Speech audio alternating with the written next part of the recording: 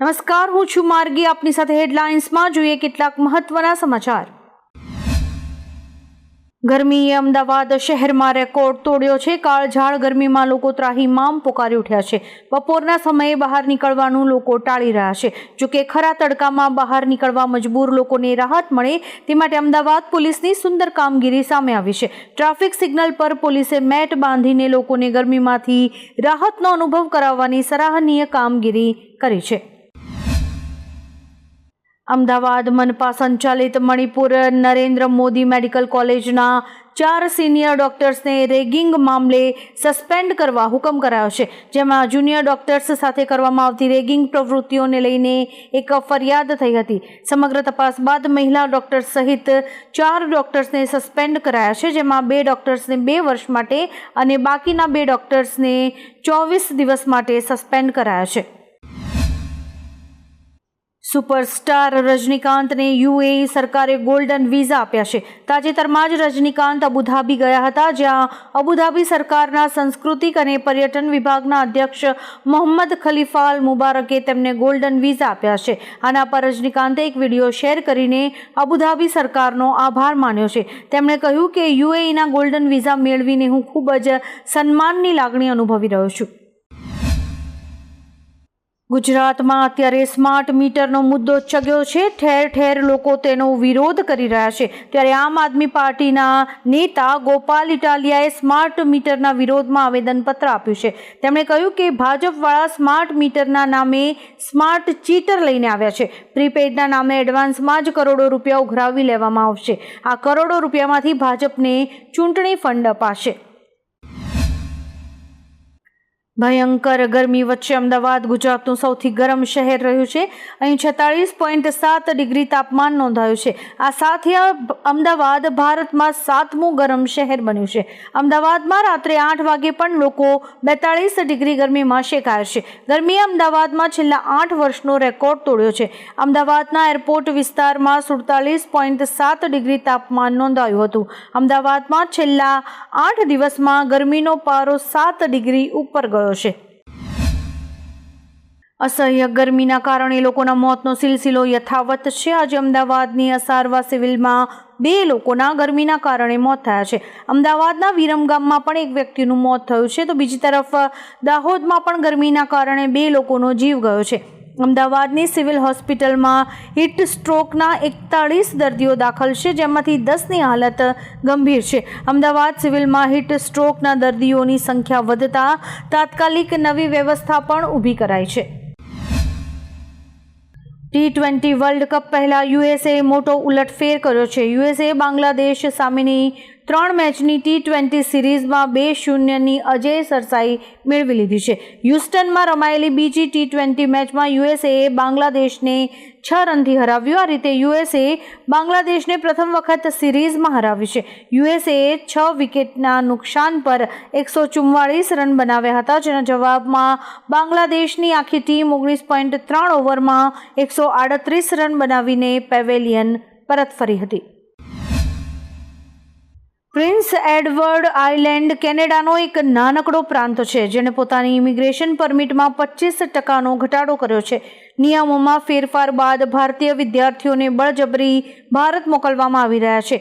સેંકડો ભારતીય વિદ્યાર્થીઓ તેનો વિરોધ કરી રહ્યા છે. તેમનું કહેવું છે કે અચાનક ઇમિગ્રેશન પોલિસી બદલીને તેમના ભવિષ્ય સાથે ચેડા કરાઈ રહ્યા છે.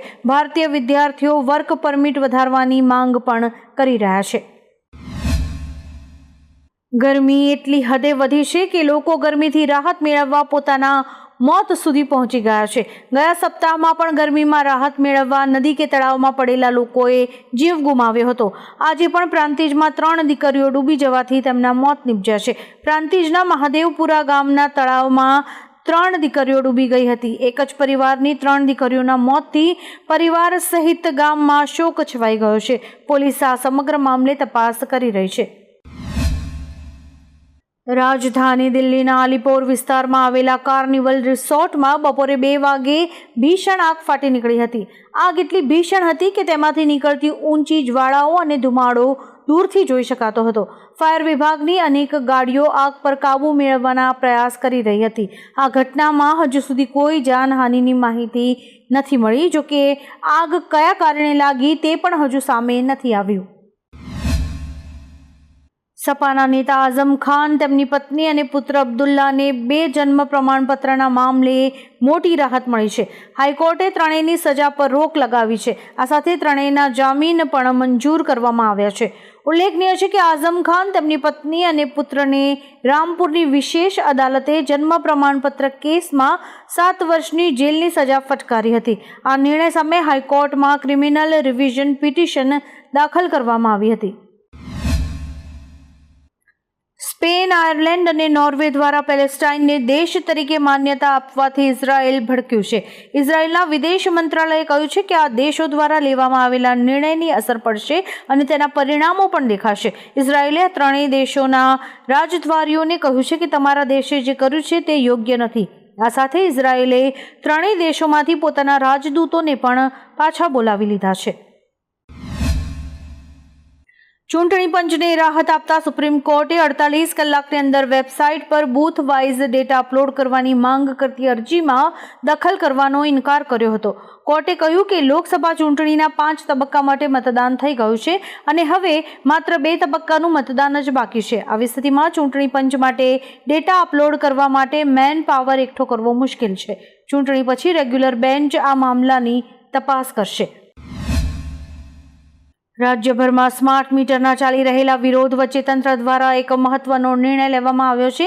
જે પ્રમાણે જૂના બિલની જે રકમ બાકી હોય તેને અલગથી વસૂલવામાં આવશે. એટલે કે સ્માર્ટ મીટરમાં જે રિચાર્જ કરાવ્યું હશે તેમાંથી બાકી બિલની રકમ કાપવામાં નહીં આવે. તંત્રનું કહેવું છે કે સ્માર્ટ મીટરના રિચાર્જમાંથી જૂના બાકી બિલની રકમ કપાવવાને કારણે ગેરસમજ થઈ રહી છે. બેડમિન્ટન ખેલાડી પીવી સિંધુએ વિશ્વ રેન્કિંગમાં 6ઠ્ઠા સ્થાને રહેલી ચીનની હાન યુને હરાવીને મલેશિયા માસ્ટર્સ સેમીફાઇનલમાં જગ્યા બનાવી છે. સિંધુએ પ્રથમ ગેમમાં સરસાઈ મેળવી અને હાન યુને 21-13થી હરાવી હતી. બીજી ગેમમાં હાન યુએ વાપસી કરી અને સિંધુને 21-14થી હરાવી. જ્યારે કે ત્રીજી ગેમમાં સિંધુએ શરૂઆતથી જ આક્રમક રમત રમી અને મેચ 21-12થી જીતી લીધી હતી. આ પછી તે સેમીફાઇનલમાં પહોંચી છે.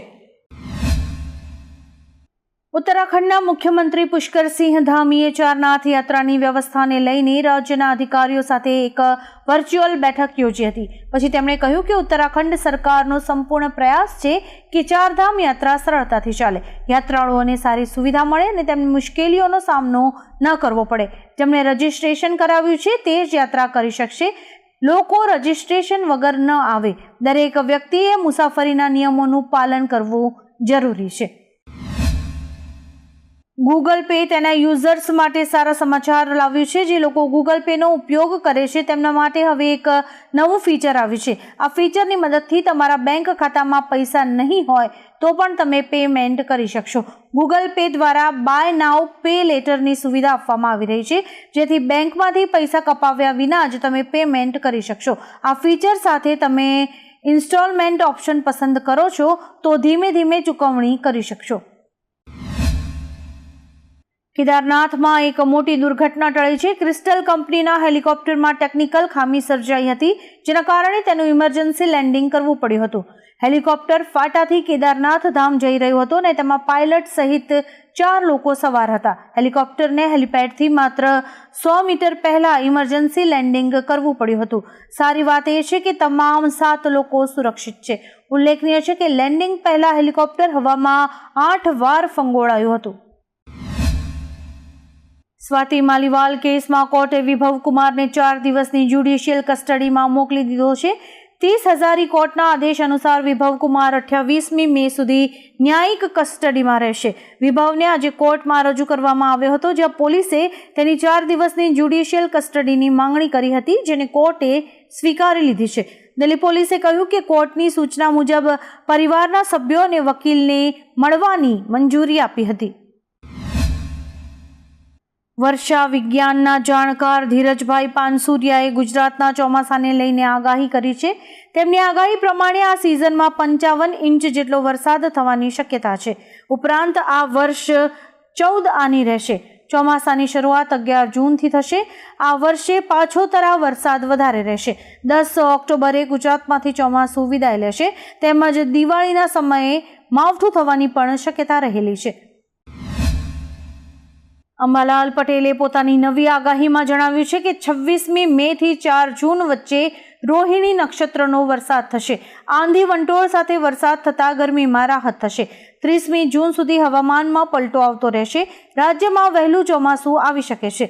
7 થી 14 જૂન દરમિયાન ગુજરાતમાં ચોમાસું વરસાદની શક્યતા છે. આપને જણાવી દઈએ કે અગાઉ અંબાલાલ પટેલે જ કહ્યું હતું કે 17મી મે થી ગુજરાતમાં આકરી ગરમી પડશે અને એ જ થઈ રહ્યું છે. ચક્રવાત રેમાલ રવિવારે બાંગ્લાદેશના દરિયાકાંઠે ટકરાશે, જેના કારણે 102 kmph ઝડપે પવન ફૂંકાઈ શકે છે. હવામાન વિભાગ મુજબ 26-27 મેના રોજ ચક્રવાતને કારણે બંગાળ, ઓડિશા, મિઝોરમ, ત્રિપુરા અને દક્ષિણ મણિપુરના તટીય જિલ્લાઓમાં ભારે વરસાદ થઈ શકે છે. આસામ, મેઘાલય અને અરુણાચલ પ્રદેશોમાં 27મી મેએ ભારે વરસાદની સંભાવના છે.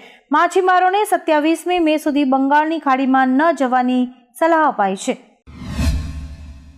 સાઉથ સ્ટાર જુનિયર NTRના જન્મદિવસના અવસર પર ફિલ્મ ડ્રેગનની જાહેરાત કરવામાં આવી હતી. KGFના ડિરેક્ટર પ્રશાંત નીલ તેને બનાવવા જઈ રહ્યા છે. ઓગસ્ટથી આ ફિલ્મનું શૂટિંગ શરૂ થઈ શકે છે. દરમિયાન અહેવાલ છે કે ફિલ્મમાં જુનિયર NTRની સામે રશ્મિકા મંદાના જોવા મળી શકે છે. રશ્મિકા સાથે આ મામલે વાતચીત ચાલી રહી છે. પેન ઇન્ડિયા ફિલ્મ આવતા વર્ષે સિનેમાઘરોમાં રિલીઝ થશે. બનાસકાંઠાના લોકો માટે ST વિભાગ તરફથી એક સારા સમાચાર આવી રહ્યા છે. ભગવાન કાળિયા ઠાકરના દર્શનાર્થે દ્વારકા જવા માટે હવે ડીસાના ઘર આંગણેથી બસ મળી જશે. ST વિભાગ દ્વારા પહેલીવાર ડીસાથી દ્વારકાની બસ સેવા શરૂ કરી છે. ઠાકરના ભક્તો હવે ડીસાથી જ દ્વારકા જવા માટે બસમાં બેસી શકશે. બસની સેવા આજથી શરૂ કરી દેવાઈ છે. બસ સેવાની માહિતી ધારાસભ્ય પ્રવીણભાઈ માળીએ સોશિયલ મીડિયામાં શેર કરી હતી. આવા જ કેટલાક રસપ્રદ સમાચારો નિહાળવા માટે અમારી YouTube ચેનલને લાઇક, શેર અને સબસ્ક્રાઇબ કરો અને જોતા રહો હેડલાઇન્સ.